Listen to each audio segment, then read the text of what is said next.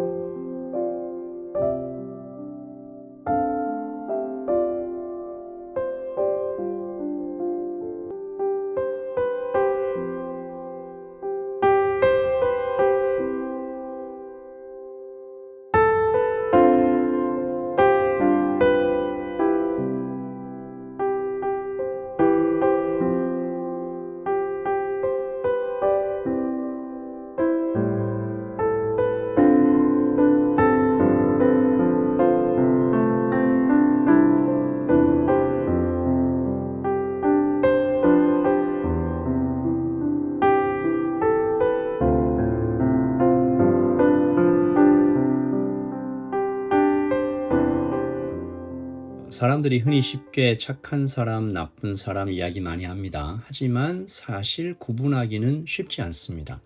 세상에서 선과 악 이야기할 때 의외로 주관적이면서 상대적이죠. 이쪽에선 선이지만 저쪽에선 악이 되기도 하고 내가 보기엔 선이지만 주위 사람 모두 악이라고 말하기도 하죠. 하지만 하나님의 나라에서 선의 기준은 너무나 분명합니다. 하나님이 선하시죠.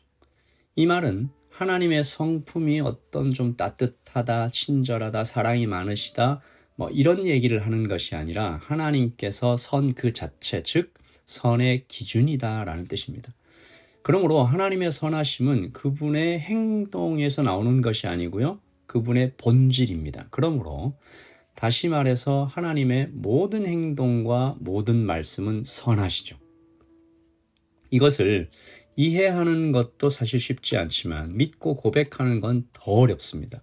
지난 화요일 날 우리 살펴봤던 요셉에게 일어났던 일, 종으로 팔려가는 것, 고통과 실패, 어떤 목사님께서 이 부분 설명하시는 거 들어봤는데요. 그의 몸이 쇠사슬에 매였다라는 것이 히브리어 원문에 보면 그의 혼이 쇠사슬에 뚫렸다, 꿰뚫렸다, 혼비백산했다라는 것이죠. 굉장히 고통스러웠다는 것입니다. 고통과 실패, 배신과 모욕을 통해서 자기 자신이 준비되어 가고 있는데 그때 하나님은 선하시다. 참 고백하기 어렵죠. 찬송가 413장에 내 영혼 평안해라는 찬양이 있습니다. 이 이야기 잘 아시죠? 이 찬송시를 작사하신 분은 이게 사업가였고 또 교회에서는 굉장히 신실한 성도였는데 어느 날 사고가 나서 그 사업이 다 망하죠. 그리고 가족여행을 가자 그랬는데 먼저 좀 보냈습니다. 부인과 내 딸을 먼저 보냈는데 그만 내 딸이 배를 타고 가다가 정말 배가 침몰해서 내 딸이 다 목숨을 잃죠. 그 모든 고통들을 다 통과하면서 지은 시입니다. 내 평생에 가는 길 순탄하여 늘 잔잔한 강 같든지 흥풍파로 무섭고 어렵든지 나의 영혼은 늘 편하다. 내 영혼 평안해. 정말 쉽지 않은 고백입니다. 오늘 시편 106편의 1절도 이렇게 시작하죠. 할렐루야, 여호와께 감사하라. 그는 선하시며 그 인자하심이 영원하미로다. 누가 능히 여호와의 권능을 다 말하며 주께서 받으실 찬양을 다 선포하랴. 하나님께서 우리를 조건 없이 받아주셨듯이 오늘 시인의 찬양에도 조건이 없네요. 하나님은 선하시다. 인자하심이 영원하시다. 나에게 어떠한 일이 일어났다 할지라도 하나님의 선하심과 인자하심은 분명하다. 말로 다 할 수 없을 만큼 하나님은 크고 능력이 많으시다. 어떤 말로도 다 표현할 수 없을 만큼 하나님은 아름다우시다. 이런 얘기를 하고 있는 것이죠.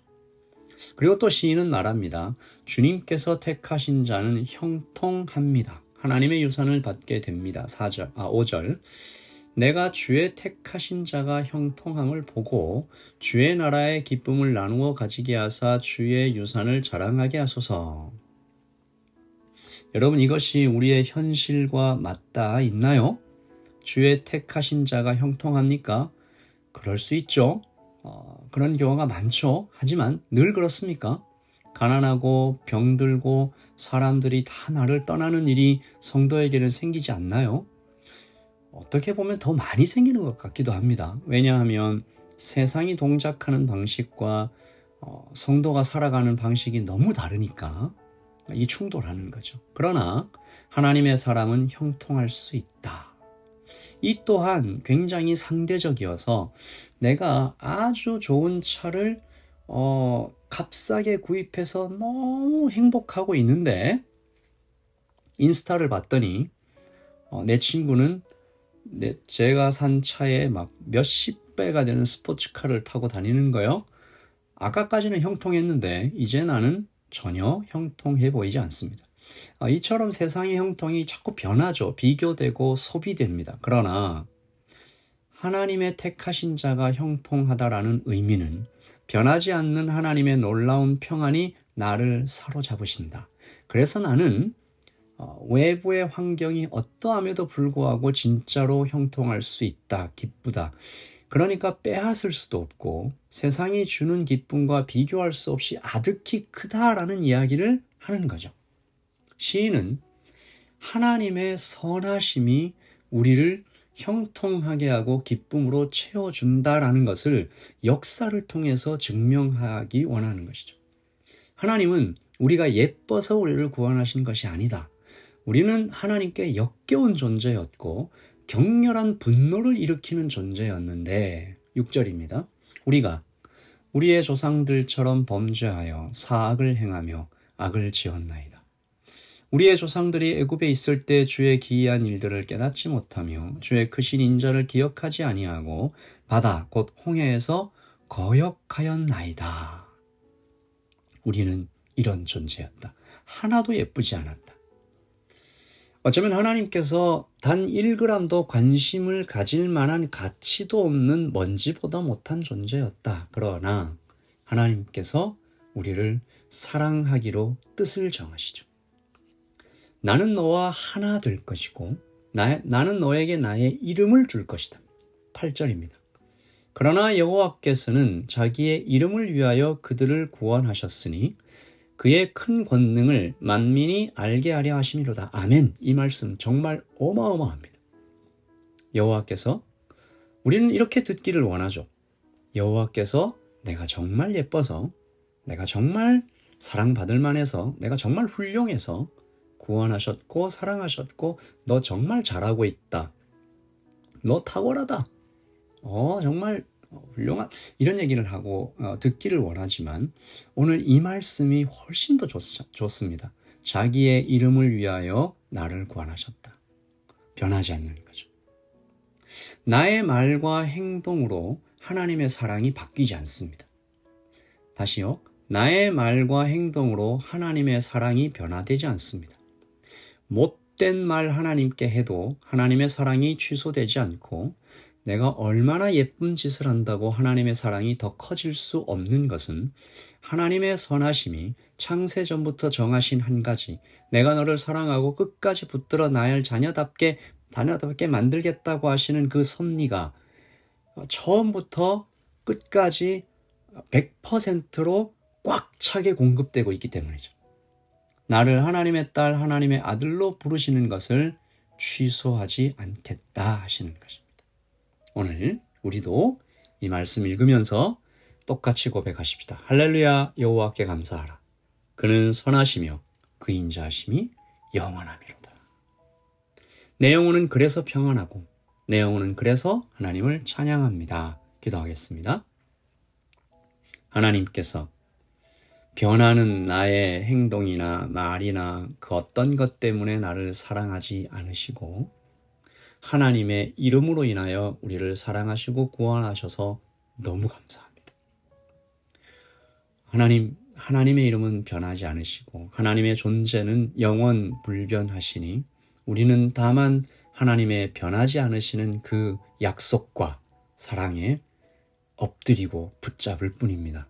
오늘 하루 우리가 살아나갈 때 이 변하지 않으시는 하나님의 신비로운 약속을 꽉 붙잡고 담대하게, 평안하게, 안전을 믿으며 하나님의 충만한 인정을 받으며 살아가는 오늘 하루 되게 해주세요. 주님 감사합니다.